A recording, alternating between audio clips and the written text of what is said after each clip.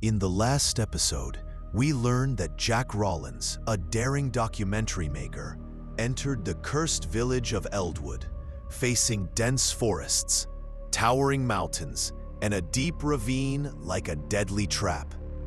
Over 14 nightmare-filled days, faceless guardians tore his tent with terrifying scratches. The villagers' bloody rituals shook his soul, and forest creatures attacked him. Wounds carved into his body, he suffered nightmares of being sacrificed, and a strange symbol glowed on his skin. Bleeding and battered, he fled through thick fog, but the chilling whispers, "We'll find you," lingered in his mind as he collapsed by a rusted signpost. And now, let's hear the continuation of this nightmare together. Jack lay gasping for air, collapsed beside the rusted, decaying signpost, his eyes caked with dirt and blood. When he finally forced his eyes open, the muffled honks of cars and a cold, fluorescent glow of the city assaulted his senses. It was around 4:30 a.m. on Wednesday, July 9th, 1995. A weary truck driver, his face etched with lines and a cigarette dangling from his lips, stumbled upon Jack. Drenched in blood, his clothes shredded. Looking like he'd clawed his way out of a grave, the driver's face twisted with fear as he hurriedly called for an ambulance and hauled Jack into his truck toward the nearest city hospital. Along the way, Jack muttered deliriously, "They're coming. They won't let me go," while the driver shook his head, unwilling to believe. At the hospital, doctors in blood-stained gloves crowded around him. Deep gashes on his arms, jagged scratches on his legs, and infections that seemed to ooze from an otherworldly source left them stunned.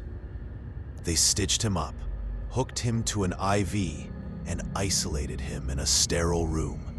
But Jack's hollow, terror-filled eyes stared at the ceiling, as if still trapped in that suffocating fog. After 3 days, weakened and with a fractured mind, he was discharged. He returned to his cramped apartment in a bustling city neighborhood. But the doors and windows felt powerless to shield him from his past. That first night at home, Jack tried to calm himself with a steaming cup of tea and a sleeping pill. His hands trembling, his heart pounding like a war drum in his chest. In the darkness, as he glanced at the bathroom mirror, a shadow flickered in the corner of his eye. Tall, faceless, with hands stretching toward him, as if woven from the thick fog of Eldwood. He screamed, fumbling to switch on the light with shaking hands, but the shadow vanished, leaving only a rancid stench lingering in the air, reminiscent of that cursed village. From that moment, nightmares crashed over him like waves. In his sleep, guardians encircled his bed, their faces a dark mist with hollow black pits for eyes, their icy hands gripping his shoulders as if burrowing into his soul. He'd jolt awake, drenched in sweat, the sheets soaked, and a heavy, wet breathing sound filled the room. Slow, deliberate, as if some massive entity loomed beside him. Several times, he leapt from the bed, checking underneath, only to find darkness staring back, mocking him. Mornings brought a new horror. His belongings shifted, as if part of a sinister game. One day, his coffee maker vanished from the counter, only to reappear in the closet the next, stained with a fresh, dried blood mark beneath it. His bookshelf books toppled over, pages ripped apart, and one page lay open with his name, Jack, scrawled in a shaky, eerie handwriting. One night, a strange scratching noise came from his bedroom door, slow, but with a force that gouged the wood, like sharp nails carving a path. In the morning, he found deep, jagged lines etched into the door, resembling the claws of a giant, carved with malice. Trembling, he touched them, feeling the cold, rough texture send a shiver through his body. He wanted to flee, but his legs felt like lead, and he sensed the guardians lurking in every shadow that danced across his vision. Each day grew worse.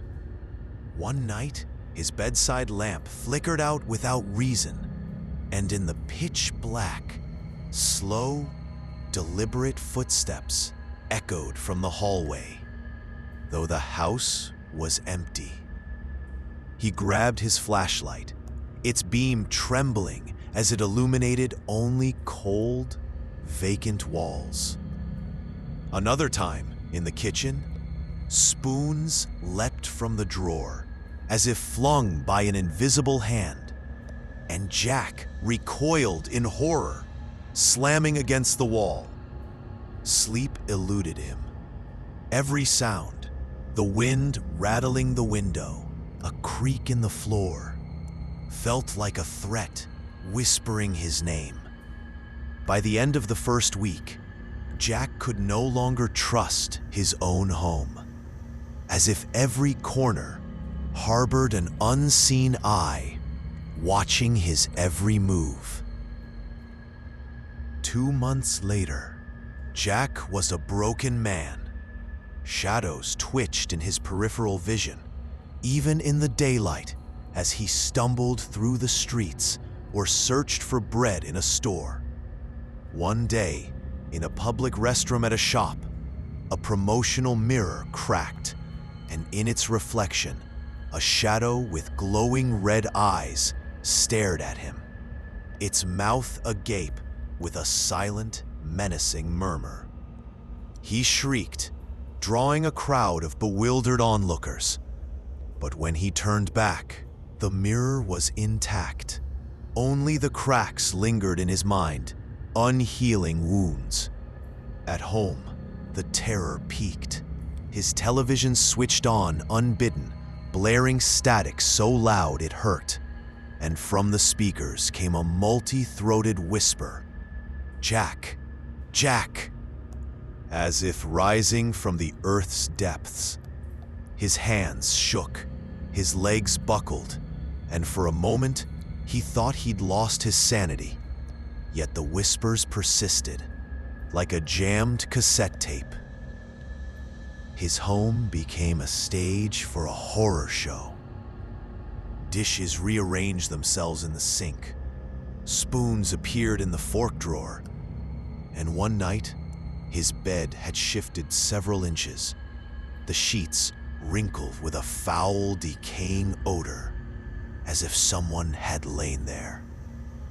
He heard heavy footsteps on the ceiling, slow and deliberate, like a monster pacing, despite the house being a single story with no stairs.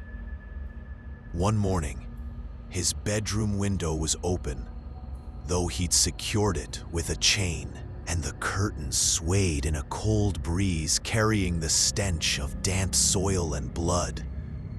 Panicked, he slammed it shut, but felt a warm breath on his neck, sending chills down his spine. Nights grew unbearable. Once in the kitchen, a cabinet burst open, and a plate flew through the air, shattering before his face, its shards scattering like bone fragments. He screamed, clutching the wall, convinced a shadow flickered in his peripheral vision. Whispers seeped from the walls, sometimes faint cries, sometimes the wails of children echoing from the house's depths.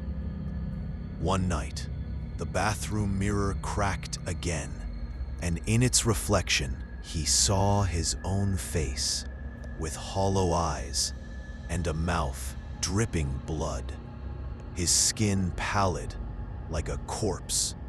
He roared, smashing it with his fist, the pieces crashing to the floor, but felt those eyes still watching, as if the shadows were imprisoned within, gazing out.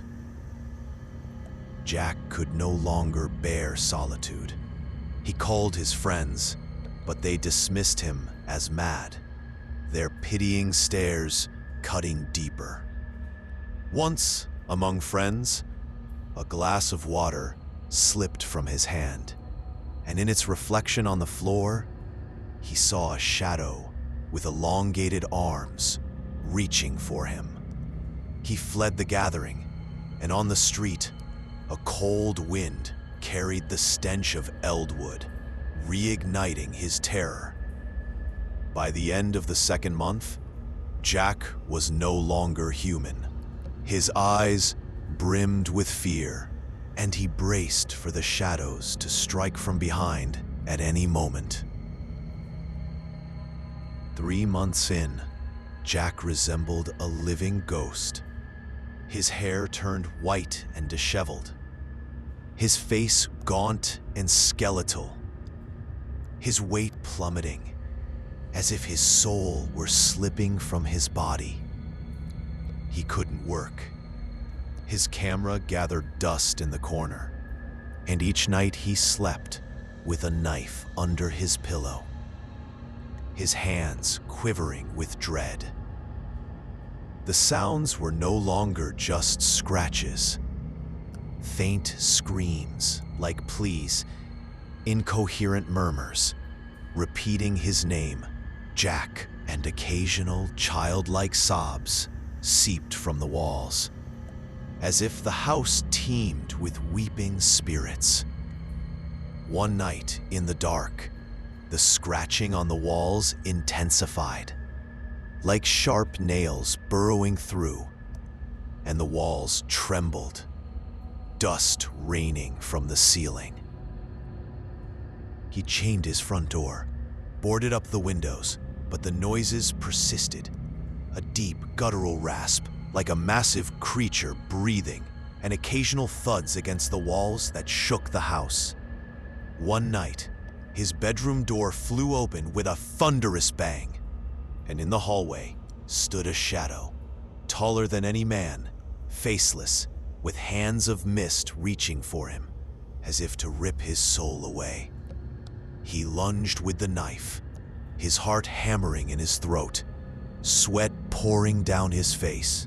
But the shadow vanished, and the blade lodged in the wall, leaving a deep gash as if the house itself bled.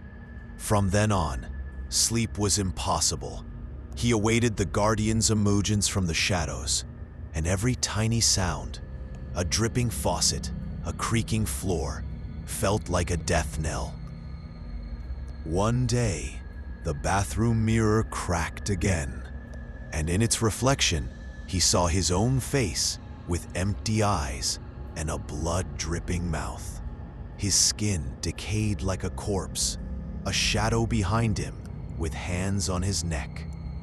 He screamed, smashing it with his fist, the shards scattering, his hand bleeding as blood pooled on the tiles. Yet he felt those eyes still fixed on him, as if the shadows were trapped within, staring through the glass. He couldn't eat, his stomach knotted with fear, and each glance at the window convinced him a shadow waited beyond. 4 months later, Jack reached his breaking point. With trembling hands, he called Tom, an old friend, begging through tears to come stay with him. His voice cracked like a dying man's. Tom, worry etched in his eyes, brought Jack to his home, a creaky old house on the city's outskirts, reeking of damp wood and mildew.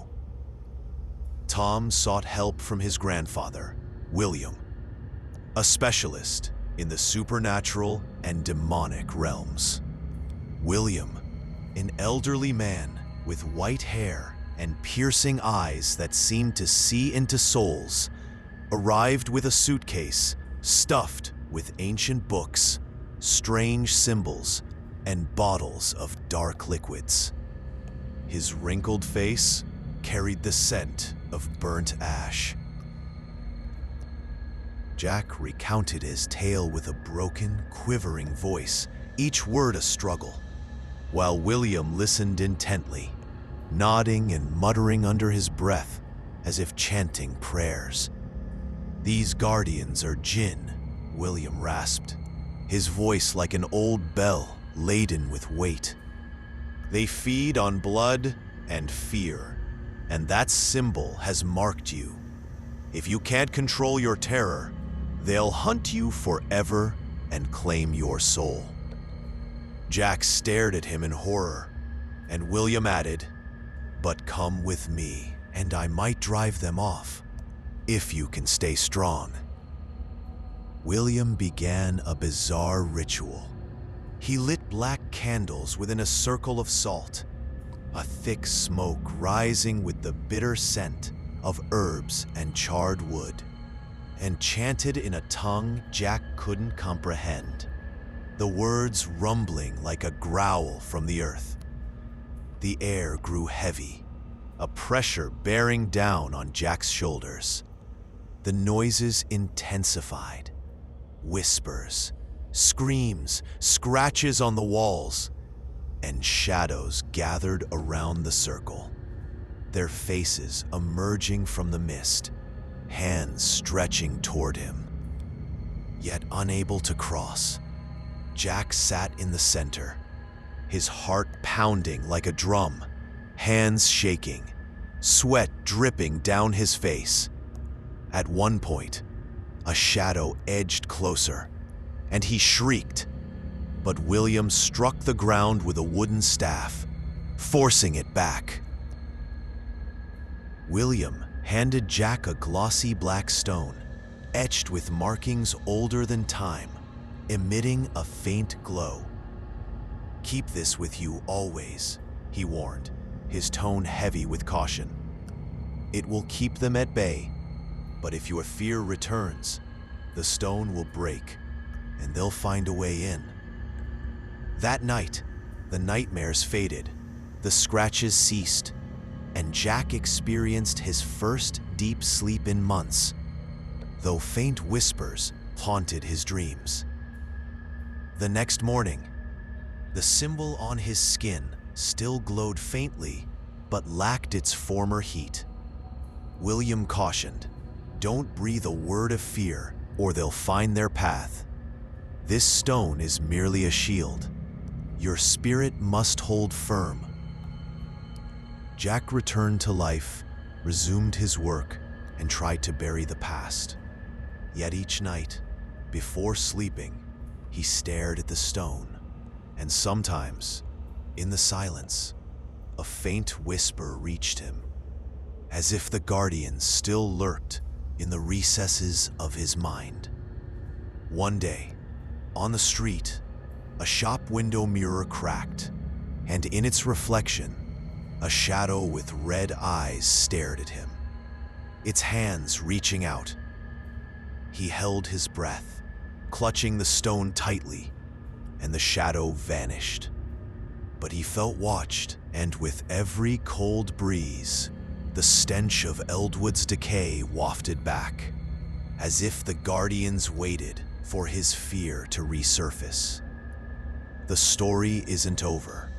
Perhaps one day, in the shadow of an alley, he'll encounter them again.